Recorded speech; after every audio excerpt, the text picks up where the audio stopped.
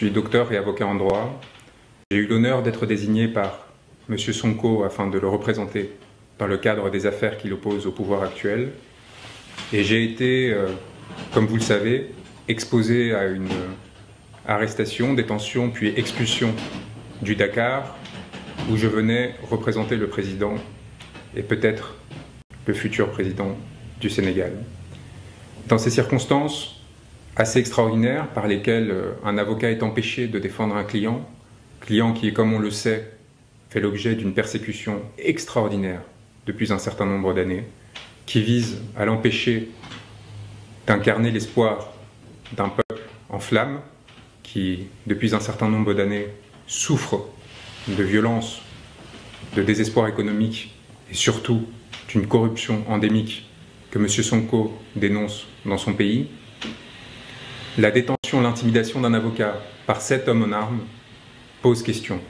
À peine sorti de l'aéroport, avec une véhémence toute particulière qui visait à éviter probablement que des passagers se solidarisent et dénoncent ce qui était en train de se passer, l'on m'a saisi mon passeport, l'on m'a exigé de rendre mes appareils électroniques et de les suivre dans une cellule où il m'a été annoncé que je serais interdit de territoire du fait de ce que je pensais. Et nous sommes dans une situation très particulière où aujourd'hui de simples mots peuvent faire trembler un pouvoir. Et cela dit quelque chose de ce géant au pied d'argile qu'est devenu l'autorité politique du Sénégal et des dangers qui touchent l'ensemble des compatriotes sénégalais qui aujourd'hui sont confrontés à la violence qui peut naître de la part de ces géants lorsqu'ils se sentent menacés. Le ministre de l'Intérieur m'a fait l'honneur d'un communiqué de presse par lequel il m'accusait d'avoir fait appel à l'insurrection au Sénégal et d'avoir qualifié son Excellence, Monsieur le Président de la République, je reprends ces termes, de tyran, avec une majuscule. J'avais en effet annoncé ma venue au Sénégal. Il me semblait important de partager avec le peuple, en amont de ma participation à ce procès, que M. Sonko m'avait désigné et me faisait confiance aux côtés de 30 confrères courageux, sénégalais, qui au quotidien ont à le défendre, qui au quotidien ont à subir les conséquences de leur engagement, y compris de la part d'un bâtonnier qui semble plus pressé de sanctionner les voies divergentes que d'essayer de protéger notre robe, à leur côté évidemment, pour éviter toute manœuvre de la part du pouvoir, et que dans le cas où le pouvoir tentait une manœuvre, comme ils l'ont fait, avec le soutien d'Élysée, car il est évident que Macky Sall n'a pas agi seul, qu'il est évident que Macky Sall, qui avait reçu 5 jours auparavant une délégation d'Élysée du Quai d'Orsay, n'a fait qu'agir sur ordre à l'égard non seulement de l'avocat de M. Sonko, mais aussi d'un opposant à la politique menée aujourd'hui en France par le président Emmanuel Macron, politique qui effondre notre pays et qui effondre évidemment les intérêts de nos alliés et des peuples avec lesquels on était habitué à travailler. Et l'on se retrouve aujourd'hui dans une situation de panique au sein de l'Élysée, qui craint de perdre sa perle rare, avec la Côte d'Ivoire, le dernier élément qui lui reste d'une influence néocoloniale, délétère, corruptive vis-à-vis des élites politiques à la fois nationales et françaises. Et vous avez un homme, M. Sonko, qui s'érige pour réclamer la fin de la corruption, pour réclamer la fin de ce régime, pour réclamer l'équité et l'équilibre, et qui fait appel pour cela à des avocats qui luttent pour les mêmes causes. Et vous avez un président du Sénégal qui a la lâcheté et une telle crainte de cette alliance qu'il s'oppose à l'arrivée sur le sol de Dakar de cette personne. Et dans le même temps, vous avez un confrère français, auquel il est fait appel comme l'on faisait auparavant des sorciers blancs. Et vous voyez la différence fondamentale entre M. Sonko, qui pour internationaliser sa cause, parce qu'il est privé de déplacement à l'étranger, parce que l'on cherche à éviter par tout moyen qu'il puisse construire une stature internationale, qu'il puisse montrer qu'il est une alternative valable au pouvoir actuel, eh bien on se retrouve dans une situation où celui-ci cherche à construire des alliances en faveur du peuple sénégalais, qui cherche à s'appuyer sur des masses populaires, les masses de gilets jaunes que nous avons défendus, avec lesquels nous travaillons notamment, qui luttent pour les mêmes objectifs que le peuple sénégalais. Et nous avons en face les vieilles manœuvres. On fait appel donc à une personne qui va venir représenter, cette fois, l'establishment français, l'Élysée probablement, et qui accepte, et c'est là quelque chose qui pour moi touche au déshonneur, accepte de plaider face à une salle vidée de ses avocats, qu'ils soient étrangers comme moi ou nationaux. L'ensemble des avocats de M. Sonko ont été empêchés de plaider sa cause lors du procès du 30 mars dernier.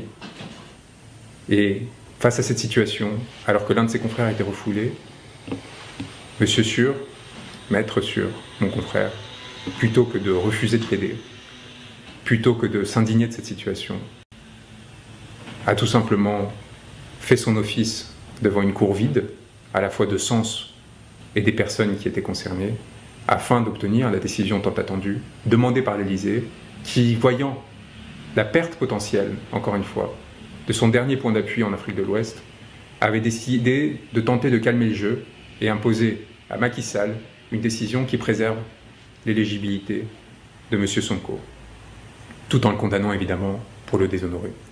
Or, la réalité est très simple. D'une part, M. Sonko est parfaitement innocent. Le rapport qu'il a cité existe. Il a été enterré. Nous avons la preuve au sein du dossier lui-même. On a essayé de l'accuser de faux. C'est un mensonge. Premier point. Deuxième point, nous avions tous les éléments nécessaires pour faire annuler la procédure.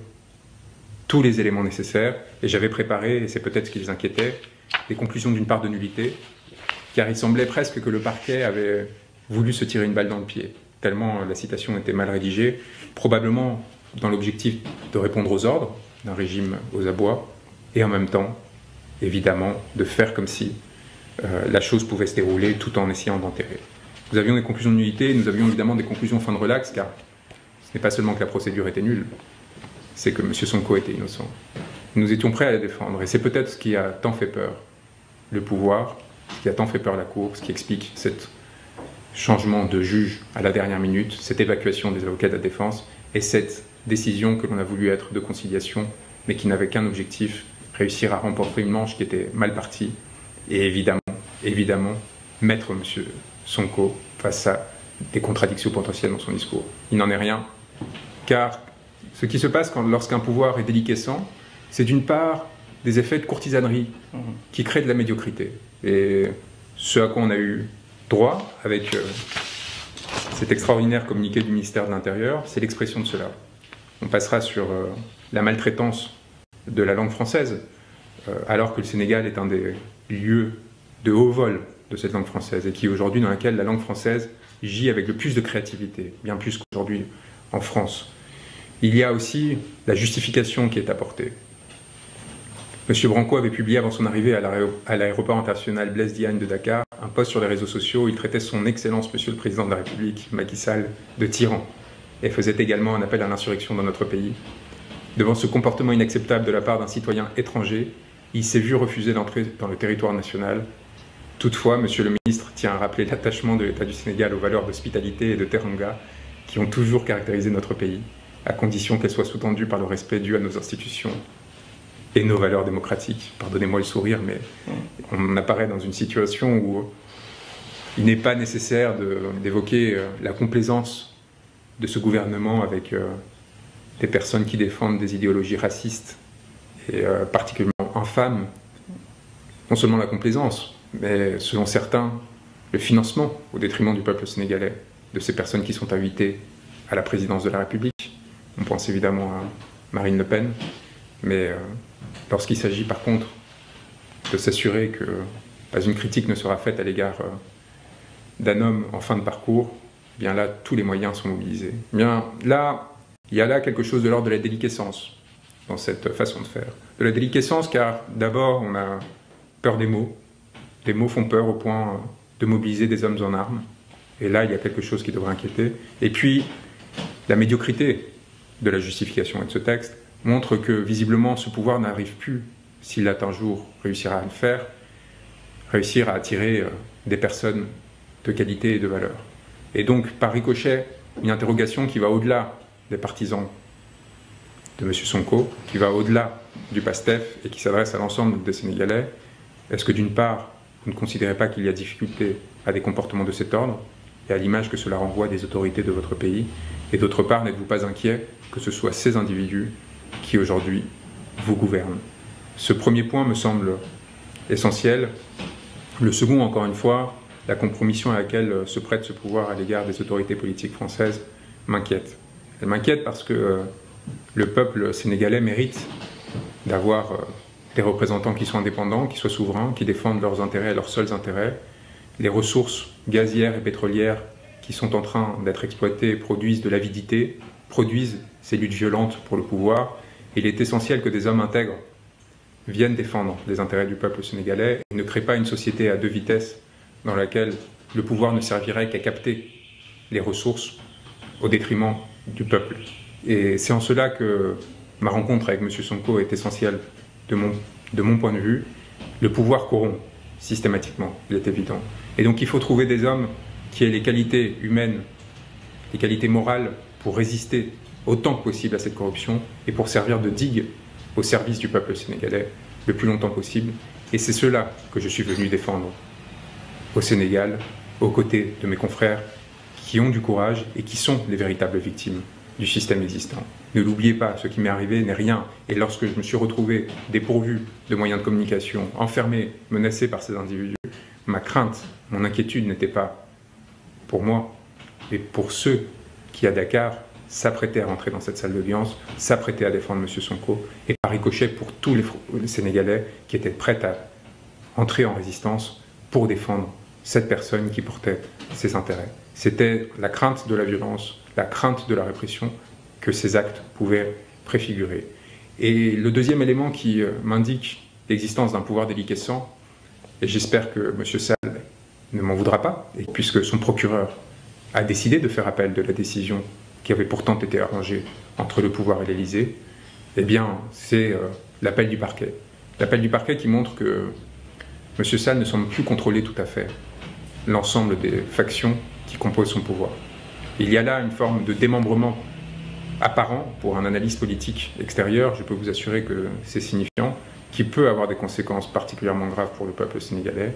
Et il est d'autant plus essentiel de s'assurer que M. Sonko, qui aujourd'hui est la principale figure d'opposition, puisse participer aux élections prochaines et soit en mesure de proposer une alternative à ce système qui aujourd'hui est en déliquescence et a provoqué de nombreuses conséquences particulièrement graves pour le peuple, y compris la mort d'un certain nombre de manifestants, que ce soit les 14 martyrs de 2021 ou depuis, dans de nombreuses reprises, des répressions particulièrement graves qui ont touché, y compris des responsables nationaux du PASTEF, auxquels il faut rendre hommage, ainsi qu'à mes confrères qui sont suspendus et qui sont dans une difficulté extraordinaire qu'il faut défendre absolument parce qu'encore une fois, à travers eux, c'est l'avenir du Sénégal qui est en jeu. Alors, dans ces circonstances-là, je voulais m'adresser à vous, d'une part parce que j'en ai pas eu l'opportunité, ça aurait été évidemment lors de mon arrivée à Dakar avec humilité,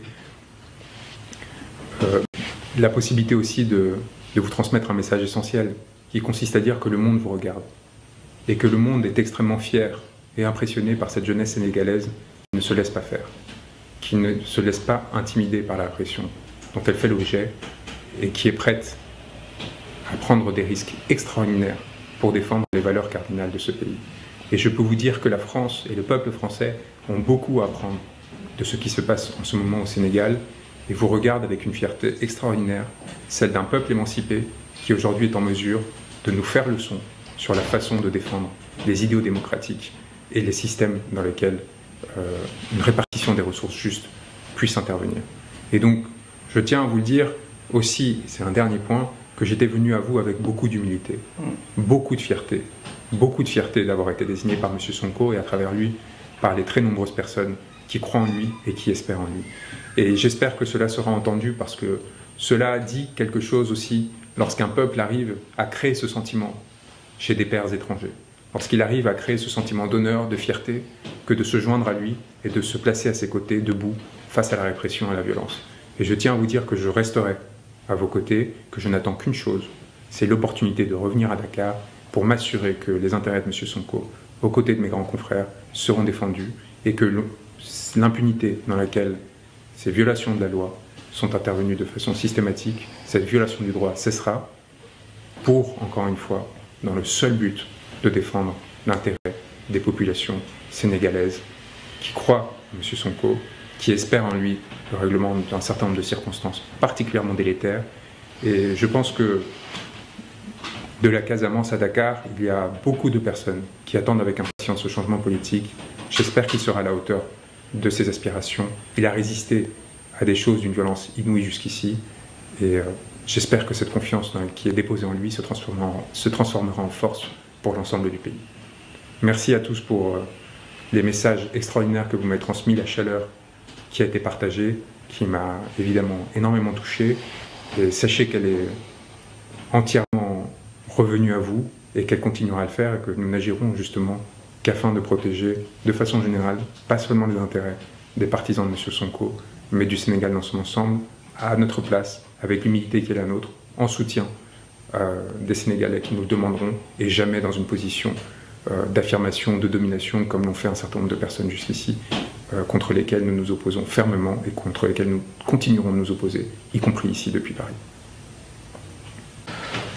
Merci beaucoup, maître. Merci pour ce beau plaidoyer et merci beaucoup pour cet vibrant hommage aussi rendu au peuple sénégalais, ce peuple qui est veillant et qui continue à se battre, notamment la jeunesse sénégalaise, pour préserver ces acquis démocratiques qu'on a arrachés de haute lutte.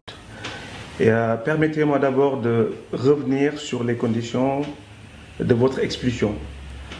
Pour le moins hilarant, voire même délirant, parce que quand j'entends un avocat qui se fait expulser et qui a failli tomber sous le coup de appel à l'insurrection, parce que en tant que professionnel du droit, je pense qu'appel à l'insurrection, ce n'est pas un délit, mais plutôt un crime. Donc si cet état-là était logique, normalement, vous devez être arrêté, normalement, et emprisonné. Parce que c'est quand même pas une chose simple, c'est pas une petite chose. Et cela prouve aujourd'hui l'État aujourd'hui qui est hors norme, de par ces brimades qu'il exerce sur son peuple depuis 10 ans, en l'occurrence sur la personne d'Ousmane Sonko. Je pense que vous avez vu, en foulant le sol du Sénégal, d'avoir un petit aperçu de ce qu'est la dictature que les Sénégalais sont en train de vivre depuis maintenant quelques années et qui est exercée sur un seul homme, qui a juste un seul défaut, c'est de vouloir briguer un troisième mandat et de vouloir stopper un système qui est là, un système avilissant, un système qui est en train de piller les ressources naturelles et qui est capitalisé sur un certain nombre de personnes et qui ne composent pas la majorité des Sénégalaises. Et la deuxième chose, c'est le fait que vous soyez aussi expulsé pour des motifs aussi fallacieux et scandaleux, parce qu'ils vous accusent d'avoir traité Macky Sall de tyran. Oui, Macky Sall, c'est un tyran. Parce que quand on voit au Sénégal aujourd'hui que toutes les libertés sont restreintes, toutes les libertés au Sénégal sont restreintes. Il y a la liberté de la presse. Des journalistes, en 2023, sont emprisonnés au Sénégal. Les libertés individuelles sont restreintes au Sénégal. Je pense que vous en êtes aujourd'hui le parfait exemple, parce que le fait juste de faire un post Facebook qui vous a valu, au-delà des motifs fallacieux que le gouvernement a voulu en tout cas faire croire à l'opinion, prouve à souhait qu'on est dans un régime dictatorial. Maintenant, pour en revenir à ce procès, parce que on parle aussi à l'opinion internationale, il est bien de contextualiser un peu pourquoi on est là. Parce qu'on parle de procès de diffamation. De quoi s'agit-il? Je pense que tous les Sénégalais aujourd'hui en ont fait une religion. Mais l'opinion internationale parle de diffamation parce qu'on voit à peu près des gens qui sont invités à la télé française pour la plupart et qui sont de connivence parfois avec le pouvoir, qui ont tendance la personne qui n'est pas sénégalais puisse avoir de la chose. Et ça, c'est hyper important qu'on recontextualise un peu pourquoi on est là aujourd'hui. On a un ministre à qui on avait confié une mission, un projet d'envergure, qui avait pour but d'éradiquer le chômage des jeunes. Un rappel de contexte, aujourd'hui le Sénégal est composé de plus de 72 de la population qui a moins de 35 ans. Et sur ces 72%, il y a près de 40% qui ne travaillent pas, qui sont aujourd'hui au chômage. Donc, ce projet-là était destiné, un projet encore une fois qui est à hauteur de 40 millions d'euros, était destiné à réduire le chômage des jeunes avec un projet d'envergure, un projet d'investissement qui était pour construire ce qu'on appelle des domaines agricoles communautaires, histoire d'éradiquer le chômage des jeunes. Aujourd'hui, je pense que ce point-là principiel a été mis en exergue et qu'on a voulu faire croire ce phénomène diffamatoire que Ousmane Sonko aurait exercé sur la personne de Mame Mbaye Niang, alors qu'on sait que c'est faux, c'est basé sur des choses qui ne sont pas correctes. Et l'idéal aurait été qu'on aille dans ce procès et que les avocats puissent plaider pour que la vérité puisse jaillir. Mais je pense qu'il n'est pas dans l'intérêt de l'État, en tout cas, de par les actes que l'État a posés, ils n'étaient pas, en tout cas, cohérents dans leur démarche depuis le début, ce qui était de faire jaillir la vérité. Je pense que ça, il était important de le noter. Maintenant, pour revenir sur ce qui s'est passé à la journée du 30, je pense que on ne peut même pas se permettre de parler projet, ne serait-ce que pour respecter le droit, parce qu'il y a des entorses, multiples d'entorses aux droits qui ont été commises. D'abord, votre expulsion illégale, scandaleuse, pour des raisons, encore une fois, pour les moins dérilants. Parce qu'on ne peut pas concevoir dans un pays normal, un pays qui se réclame d'un état de droit, un pays qui se respecte, expulser un avocat. Pendant ce temps, la partie civile a le droit, eux, de faire venir un avocat étranger à qui on déroule le tapis rouge. Ça, je pense que l'image du Sénégal en prend un sacré coup. Parce que cette démocratie sénégalaise tant chantée jusqu'ici, je pense qu'on est en train de connaître l'histoire le plus sombre de notre démocratie sénégalaise. Et c'est pour ça, nous, on se mettra en bouclier pour se battre. Pour se battre, quel qu'en soit que ça puisse nous coûter, pour que cette démocratie-là, encore une fois, puisse être restaurée. Le jour du procès, enfin, la veille même, parce que je pense que pour un procès normal, pour un pays qui se respecte, on n'a jamais vu de l'histoire, en tout cas moi je ne l'ai jamais vu, qu'on dessaisisse un juge à moins de 18 heures du procès. 2 avocats de la défense qui ont été aussi empêchés pour des raisons inconnues, sûrement venues de plus haut comme on dit, parce que le bâtonnier ne peut pas se permettre de dessaisir un avocat à moins de 12 heures du procès. Donc ça, c'est jamais vu dans l'histoire. Et je pense que c'est des choses qui sont quand même pas glorieuses dans la démocratie sénégalaise. Et c'est des choses qu'on aurait pu éviter. Et autrement, il y a aussi des témoins qui ont été empêchés de comparaître.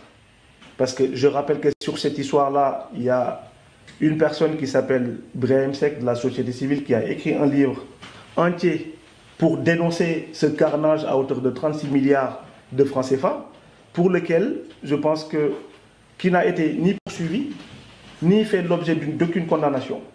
Et personne, ni Mame Mbaye Niang, ni les ministres aujourd'hui de Macky Sall qui étaient de l'autre bord à l'époque, qui avaient même dénoncé ce scandale-là. Aujourd'hui, il faut savoir que le dénominateur commun de tout ça, maître, c'est que c'est l'obsession de Macky Sall de faire un 3e mandat. Donc les libertés, encore une fois, aujourd'hui au Sénégal, il y a des arrestations arbitraires et abusives, surtout quand on est membre de PASTEF ou sympathisant de PASTEF, ou on soupçonne même d'avoir des accointances avec le parti PASTEF. Ça, c'est quelque chose qu'il faut dénoncer.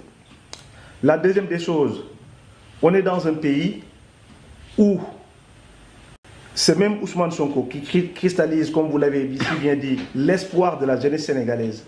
Et qui a ce tort-là, l'État est en train d'exercer toutes les pressions possibles et imaginables pour qu'il ne soit pas candidat. Pour que Macky Sall puisse s'éterniser au pouvoir. Et ça, la jeunesse sénégalaise est prête à dire non pour que cela ne se produise pas.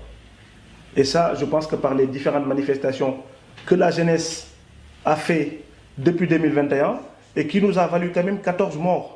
14 morts en 2021, on est en 2023, ces 14 morts ne sont pas élucidés. Aujourd'hui, on a un procureur de la République qui s'empresse de faire des sorties et divulguer le certificat médical de manière grotesque d'Ousmane Sonko, mais quand il s'agit de parler des 14 morts, des 14 victimes sénégalaises, des jeunes qui se sont battus, qui ont juste eu tort de sortir pour dire non au régime totalitaire de Macky Sall, la seule réponse que l'État a trouvée à leur donner, c'est de tirer par balle. Donc il y a un rapport d'État américain de 2021 qui impute à l'État du Sénégal, sur les 14 morts, au moins une dizaine de morts.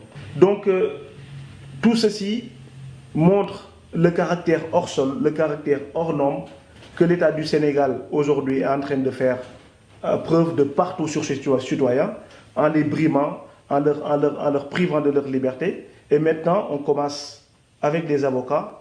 Et ça, je pense que si on continue sur ce point-là, le Sénégal va sombrer dans un chaos terrible. Nous, en tant qu'acteurs de PASTEF, comme vous l'avez appelé tout à l'heure, Ousmane Sonko, aujourd'hui, il est privé de sortir. Mais nous, on a essayé de faire en sorte que la communauté dite internationale puisse être au courant de toutes ces exactions de Macky Sall et de son régime qui sont en train d'exercer sur le peuple sénégalais. Le patronat sénégalais a été informé à travers des courriers, à travers des mémorandums. Parce que je rappelle que la France quand même est le premier partenaire commercial du Sénégal. Donc je pense qu'il va de l'intérêt de la France que ce pays-là soit stable et s'il a la possibilité en tout cas de pouvoir dire stop à Macky Sall, qu'il le fasse, parce que la jeunesse aujourd'hui est vent debout pour stopper cette tentative dictatoriale que Macky Sall est en train d'exercer sur le peuple. Donc c'est tout ce que je voulais dire à ce niveau-là. Et en tout cas, maître, encore merci. Et nous sommes vraiment peinés de ce qui vous est arrivé hier, parce que le Sénégal, encore une fois, comme on l'a dit, a toujours été chanté ici comme étant un peuple accueillant, comme étant un peuple qui a toujours fait valoir les valeurs de l'hospitalité, les valeurs de la teranga. Vouloir, en tout cas, écorner l'image du Sénégal de ce point-là, nous peine au plus fond du cœur. Et en tout cas, en espérant, comme vous l'avez si bien dit, que les droits de la défense puissent être restaurés, parce que Ousmane Sonko